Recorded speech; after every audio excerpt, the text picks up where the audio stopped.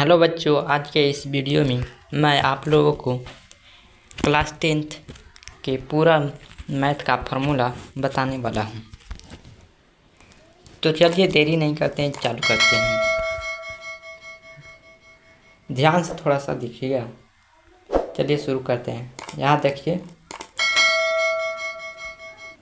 पहला चैप्टर वास्तविक संख्या, भाज्य बराबर भाजक गुना भागफल प्लस शेषफल।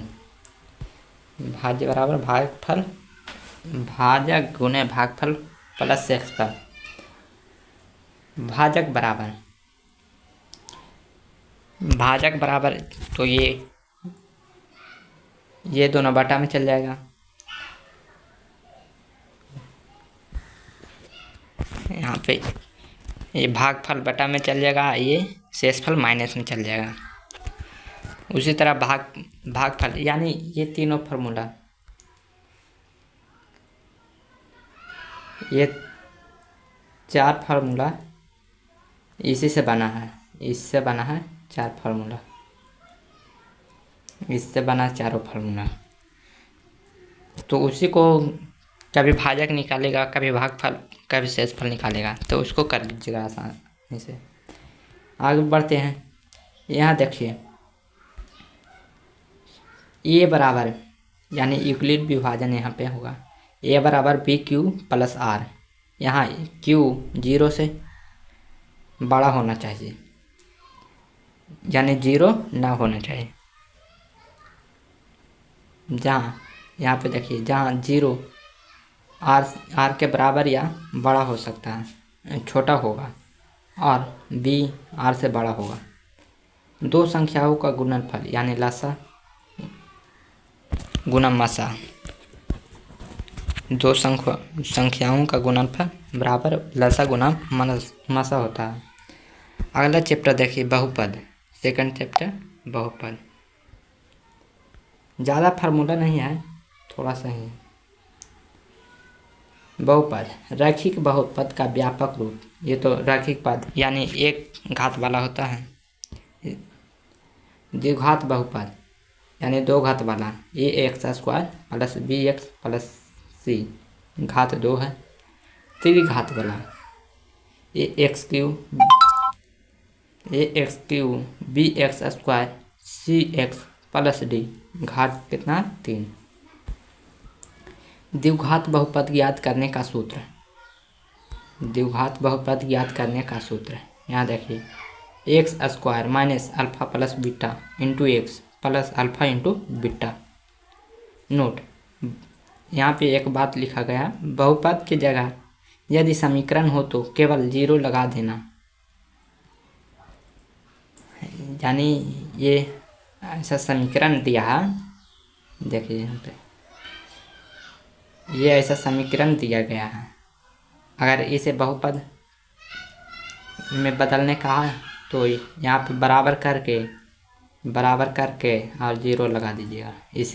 इसी को वहाँ पे लिखा गया है। आगे बढ़ते हैं। देखिए, अल्फा प्लस बीटा बराबर होता है माइनस बी बटा ए, और अल्फा इंटू बीटा बराबर सी बटा ए।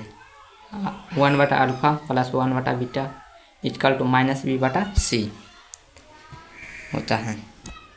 आगे बढ़ते हैं। देखिए, alpha plus beta plus gamma बराबर माइनस बी बटा ए होता है, यानी अल्फा प्लस बीटा या alpha plus beta plus gamma बराबर भी वही होता है। यहाँ पे देखिए और यहाँ पे देखिए, दोनों सेम है। Alpha into beta plus beta into gamma plus gamma into alpha, यानी दो गुना करके रहेगा, तो ये वाला जहाँ होगा वही यहाँ पे भी होगा, और यहाँ पे अलग हो जाएगा। Alpha into beta into gamma, देखिए सी बटा ए हो माइनस डी बटा ए है। आगे बढ़ते हैं। चैप्टर नंबर 3, दो चर वाले रैखिक समीकरण। इसमें 3 सूत्र हैं। पहला सूत्र है A1 बटा A2 note is equal to B1 बटा B2। इससे खाली ऑब्जेक्टिव आता है,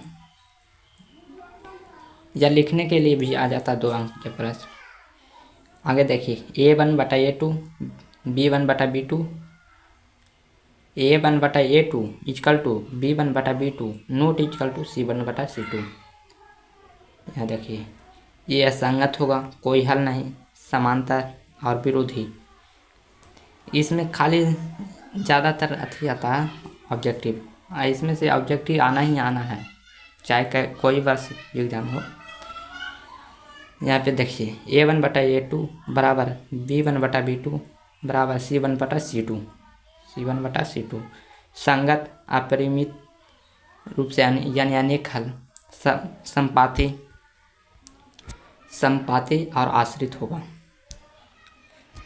इसमें संगत पहला में यानी बराबर नहीं होगा, पहला और दूसरा बराबर नहीं होगा तो संगत केवल एक हल होगा, एक ही हल होवे करेगा।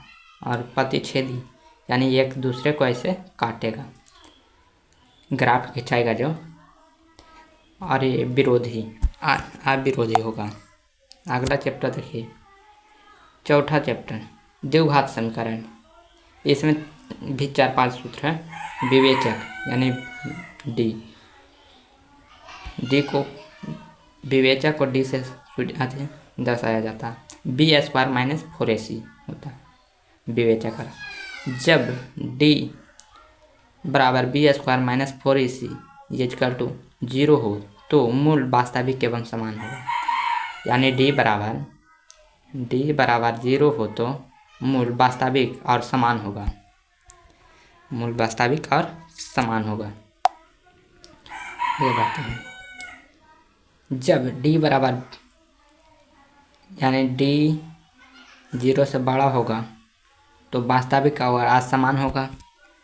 यदि D 0 से छोटा हो गया तो कोई वास्तविक मूल नहीं होगा, यानी अवास्तविक होगा। आगे बढ़ते हैं। मूल ज्ञात करने का सूत्र। मूल बराबर -b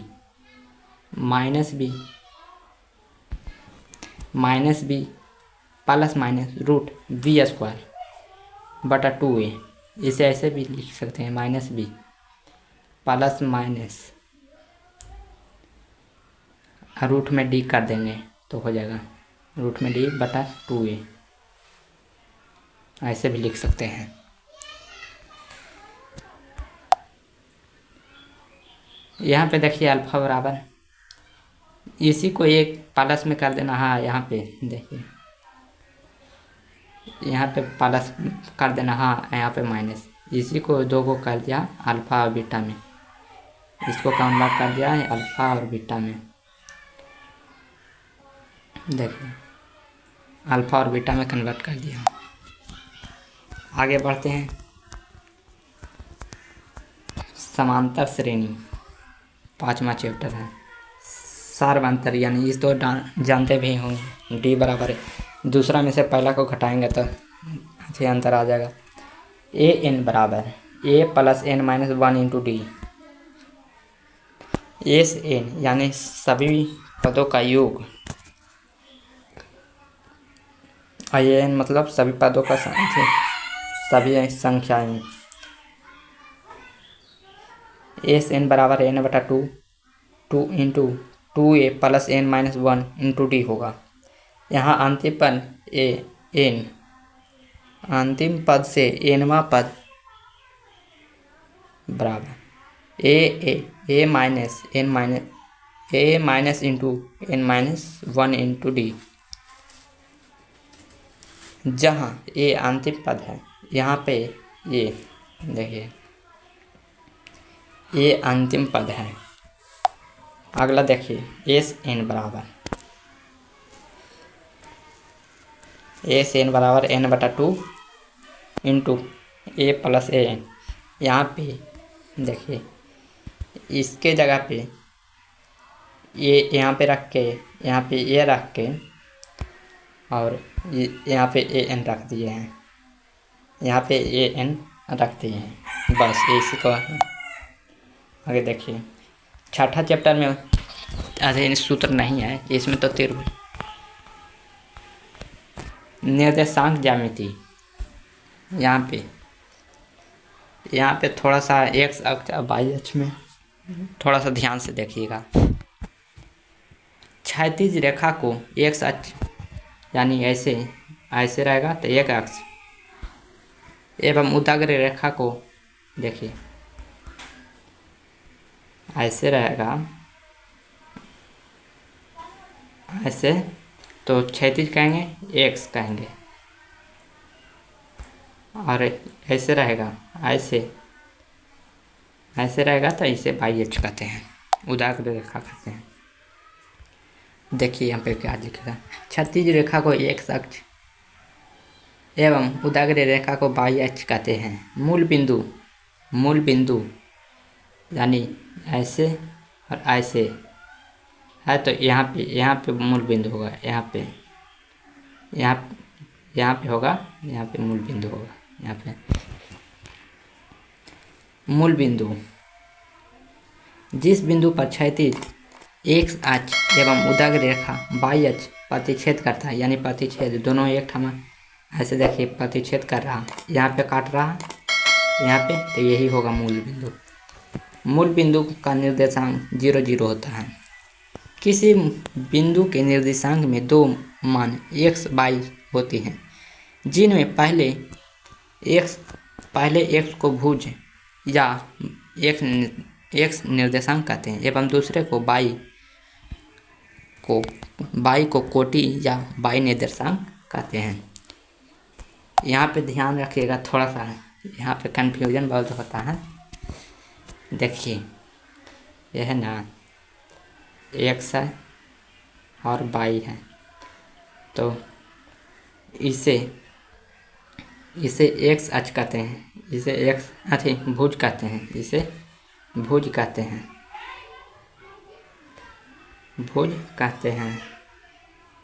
ऐसे कोटि कहते हैं, ये दोनों में कोटि कहते हैं। ये दोनों में खास कर अंतर रखिएगा याद। आगे बढ़ते हैं। किसी बिंदु की x अक्ष से दूरी उस बिंदु की भुज x निर्देशांक कहलाता है। y से दूरी x निर्देशांक कहलाएगा और x से दूरी y निर्देशांक कहलाएगा। ये y निर्देशांक है, ये x निर्देशांक होगा। समझ गए? आगे बढ़ते हैं। किसी बिंदु की x अक्ष से दूरी कोटि या y निर्देशांक कहलाता है, यानी दोनों उल्टा है। यहाँ पे y अक्ष है तो x निर्देशांक कहलाता है या भुज कहलाता है, और यहाँ पे y x अक्ष से दूरी, यहाँ x अक्ष से दूरी है तो वो कोटि या y निर्देशांक कहलाता है। उल्टा है, यानी x रहेगा तो y निर्देशांक या कोटि कहलाएगा, और y रहेगा तो भुज या x निर्देशांक कहलाएगा। आगे देखिए, x पर स्थित किसी बिंदु का निर्देशांक OX x 0 एवं y अक्ष पर स्थित बिंदु का निर्देशांक 0, y होगा। यानी y अक्ष पर रहेगा तो सिर्फ y होगा, और x अक्ष पर रहेगा तो सिर्फ x होगा। आगे बढ़ते हैं। दूरी सूत्र, ये इस मन पर क्वेश्चन बहुत बनता है, जरा याद रखिएगा इसे। दूरी सूत्र है √x2 - x1 के स्क्वायर प्लस y2 - y1 के स्क्वायर। मूल बिंदु से किसी बिंदु की दूरी, यानी मूल बिंदु से किसी बिंदु की दूरी √x² प्लस y²। मूल बिंदु 0 0 होता तो मूल बिंदु को हटा दिए और बाकी बच गया अंतिम बिंदु, तो अंतिम बिंदु x² और y² हो जाएगा। मध्य बिंदु का निर्देशांक x y x1 plus x2 बटा 2 y1 प्लस y2 बटा 2। त्रिभुज के केंद्रक का सूत्र, केंद्रक का निर्देशांक x y। तो यहाँ से देखिए x यानी x1 plus x2 plus x3, तीनों को x वाला का जोड़ देना है, बटा 3 से भागा दे देना, और बाई में by one plus by two by three, तीनों को बाई वाला का जोड़ देना बटा थ्री कर देना। ठीक है, यहाँ पे देखिए विभाजन सूत्र यहाँ पे है। विभाजन सूत्र ये है m1 x2 और m2, यानी m1 जहाँ पे रहेगा वहाँ पे x2 होगा और m2 रहेगा वहाँ पे x1 होगा। यहाँ पे भी देखिए m1 है तो बाई टू होगा और m2 है तब बाई वन होगा। अब बटा में m1 प्लस m2 दोनों जगह रहेगा, यहाँ पे भी और यहाँ पे भी दोनों जगह m1 m2 रहेगा। आगे बढ़ते हैं। त्रिभुज के क्षेत्रफल ऐसे तो ये फॉर्म हाँ होता है यूज, इसका यूज होता है लेकिन उतना नहीं होता है इसका यूज।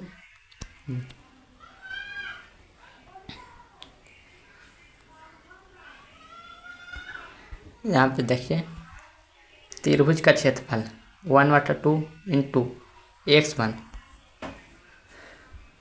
x2 और x3। इसको याद करने का सिंपल ट्रिक है, यहाँ 23 31 यानी 3 और 1 31 12, 23 31 12। यहाँ पे हो जाएगा x1 x2 और x3 तीनों हो गया। बाई में 23 31 12 कर देना है, यानी x1 into by two minus by three. जहाँ पे x में जैसे 1 है तो बाई में 1 नहीं होगा, यहाँ पे 2 है तब बाई में 2 नहीं होगा। यहाँ पे देखिए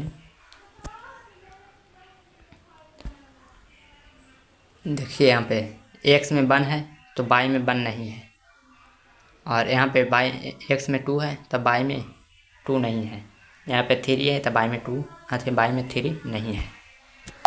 आगे बढ़ते हैं। अब त्रिकोणमिति मेन ही इसमें फार्मूला याद करना है। यहाँ पे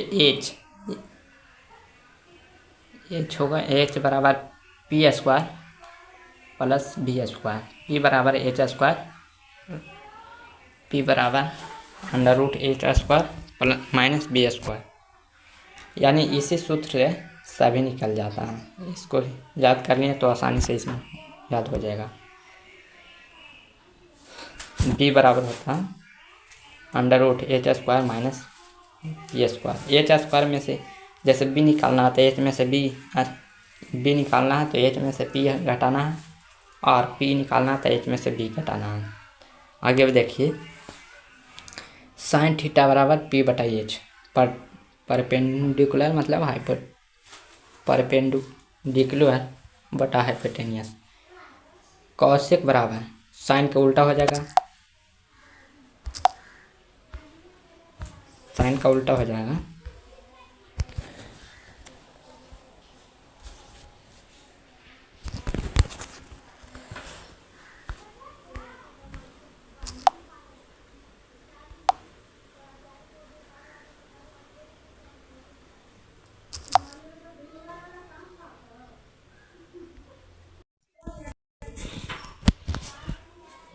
यहाँ पे देखिए साइन कॉस के उल्टा होता है। अच्छा, साइन और कॉस एक दूसरे के उल्टा होता है। कॉसेक कॉस बी बटा एच तो सेक एच बटा बी यानी उल्टा हो जाता है। टेन बी पी बटा बी और तो कॉट बी बटा पी उल्टा। साइन इंटू कॉसेक बराबर 1 होता है। यहाँ पे 1 देखिए मीटर गया। यहाँ साइन थीटा बराबर 1 बटा कॉसेक थीटा, कॉसेक बराबर 1 बटा साइन। इसी सूत्र से सन निकल जाएगा। ये देखिए बताते हैं बढ़िया से। पहला ये यहाँ पे 1 होगा बराबर में,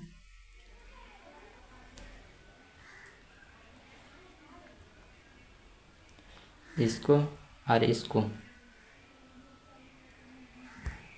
3 गो की याद कर लीजिएगा तो सब हो जाएगा। देखिए ये है, तीनों को याद कर लीजिएगा तो यहाँ पे कॉस कॉस इंटू सेक है तो यहाँ पे कॉस बराबर 1/सेक, यहाँ पे सेक बराबर 1/कॉस। tan इंटू कॉट बराबर 1 है तो tan बराबर 1/कॉट और कॉट बराबर 1/tan हो जाएगा। tan बराबर यहाँ पे साइन थीटा बटा कॉस थीटा, यहाँ पे कॉट बराबर उल्टा हो जाएगा, कॉस बटा साइन हो जाएगा। tan स्क्वायर थीटा बराबर साइन स्क्वायर थीटा बटा cos square theta, cot square theta बराबर कॉस स्क्वायर थीटा बटा साइन स्क्वायर थीटा। इसको याद करना पड़ेगा बढ़िया से। आगे देखिए यहाँ पे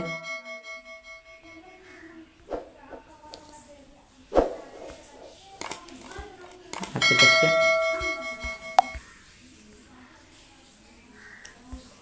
डिग्री मान याद करना पड़ेगा बढ़िया से, इसके बिना कोई गुजारा नहीं होगा। ये देख लिए यहाँ पे।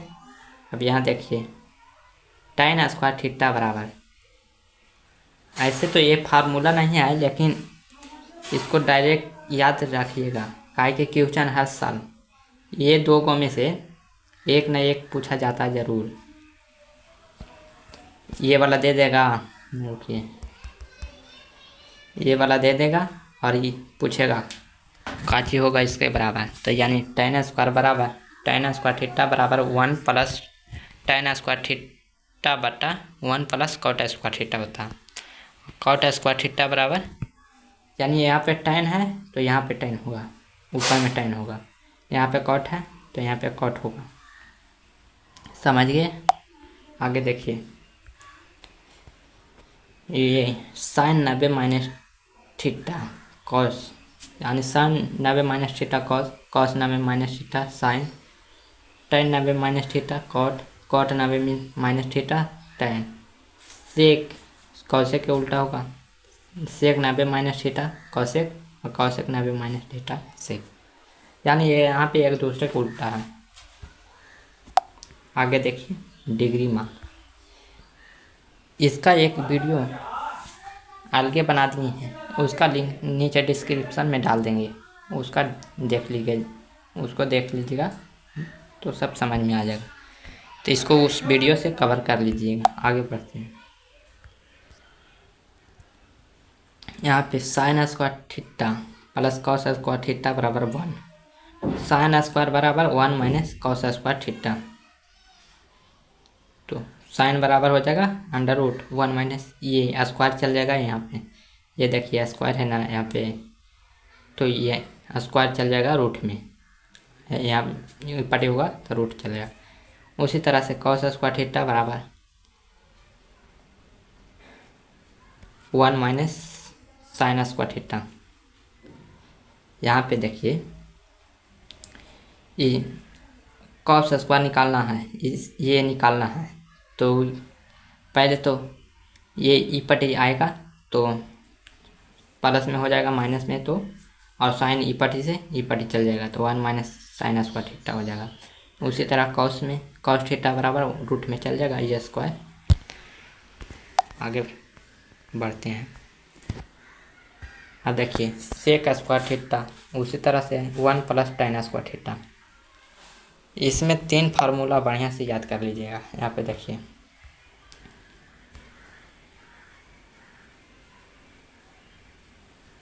ये एक हो गया और यहाँ पे देखिए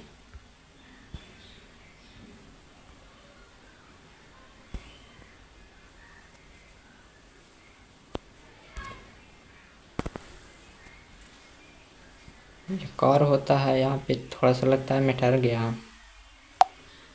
देखिए लिखते हैं सेक स्क्वायर थीटा बराबर सेक स्क्वायर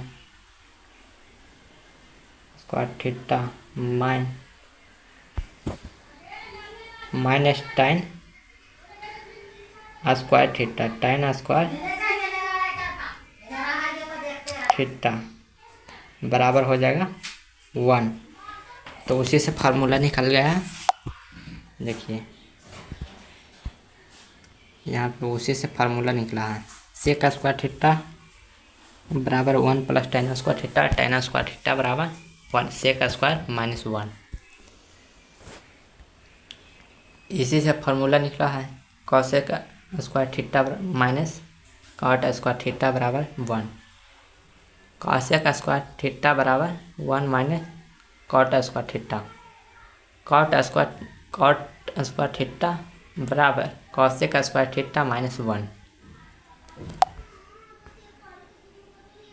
यहाँ पे आपको तो पता ही होगा पाई का मान होता है 180, यानी पाई का मान 180 डिग्री होता है।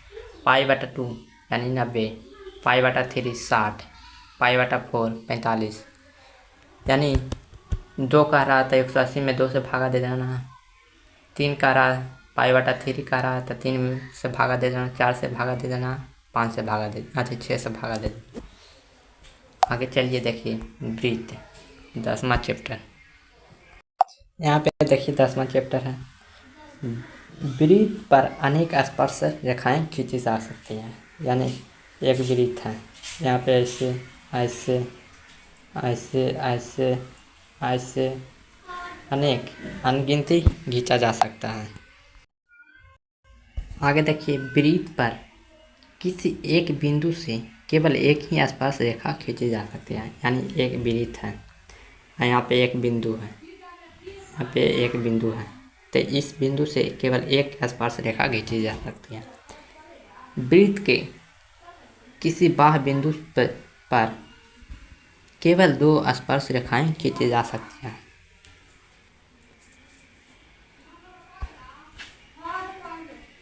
आगे बढ़ते हैं, देखिए वृत्त के किसी भीतरी बिंदु पर से कोई भी स्पर्श रेखा नहीं खींची जा सकती है।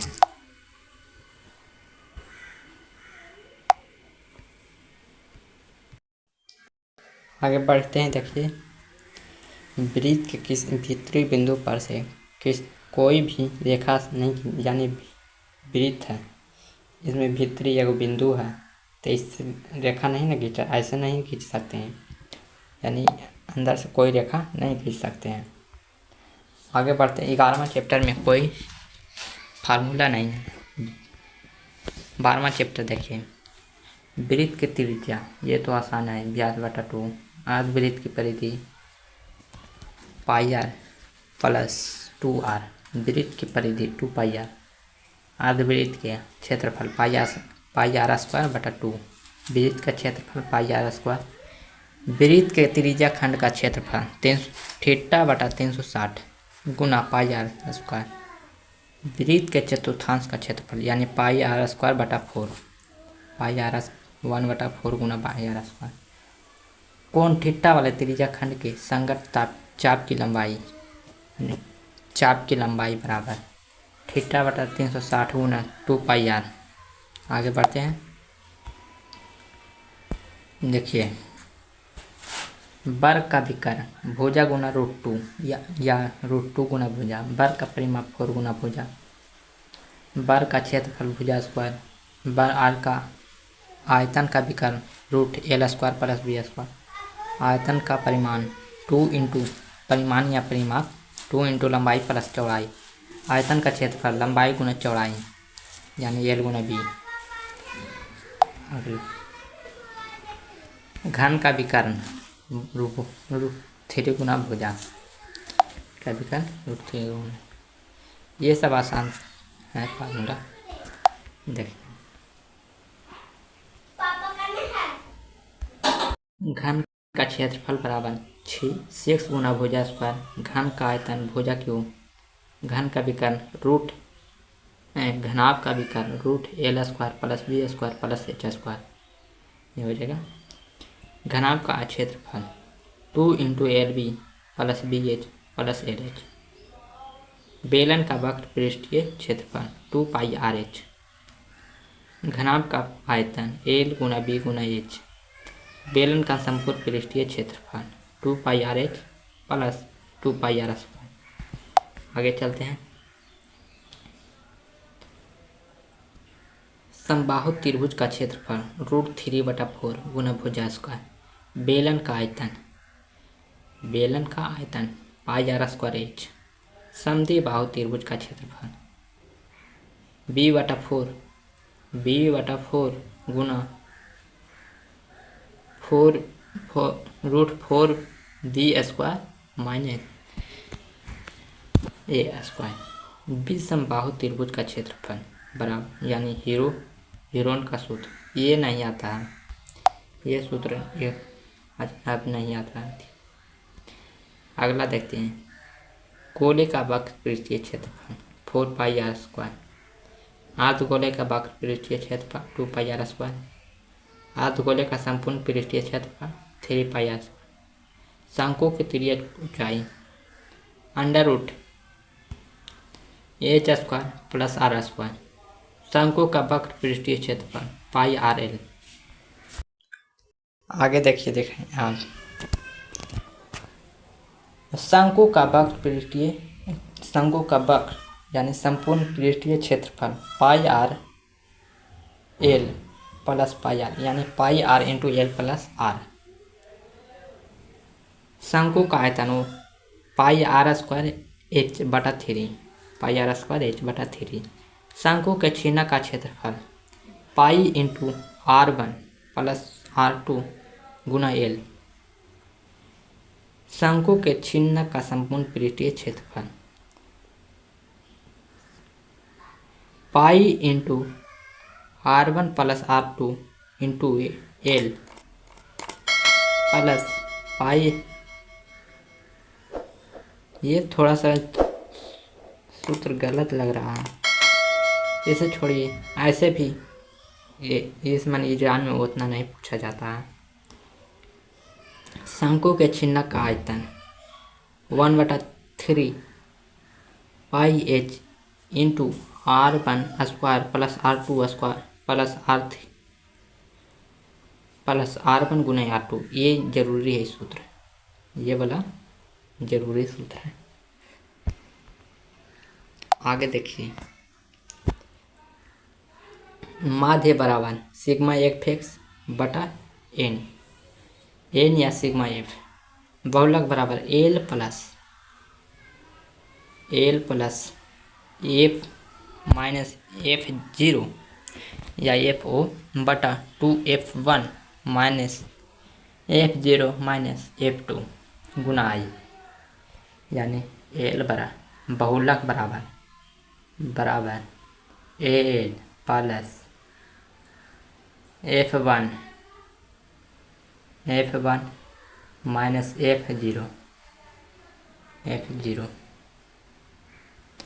बटा 2f1 minus f0 minus f0 हो गया। f1 यहाँ पर होगा। आगे देखिए, ये तीन कुछ यहाँ पे देखिए, ये 5 नंबर में आता है, इसको छोड़ के ये 3 सूत्र बहुत ज़रूरी है। 2 इसको ज़रूरी याद कर लीजिएगा, काहे कि आता है ज़रूर, 5 नंबर के आता है क्वेश्चन। आप देखिए, माध्यक बराबर l plus n/2 minus CF, l plus n/2 minus CF बटा f गुना i। बहुलक बराबर 3 गुना माध्यक माइनस 2 गुना माध्य, बहुलक बराबर 3 गुना माध्यक माइनस 2 गुना माध्य। ये 2 अंक का प्रश्न में आता है, ये फार्मूला जरूर, ये एकदम आसानी फार्मूला है, थोड़ा सा ध्यान दीजिएगा इस पर। यहाँ देखिए, प्रायिकता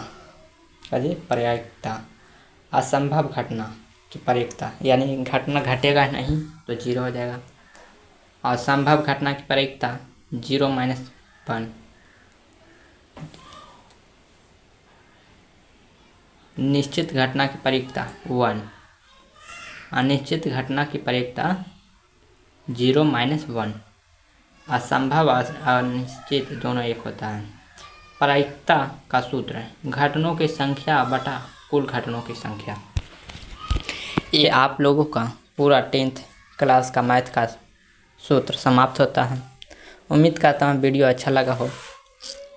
अगर वीडियो अच्छा लगा हो तो वीडियो को लाइक और चैनल को सब्सक्राइब जरूर कर दीजिए। थोड़ा सा वीडियो में क्वालिटी में या वॉइस में दिक्कत होगा, थोड़ा सा मैनेज कर लीजिएगा इसमें। धन्यवाद। अगले वीडियो में मिलते हैं।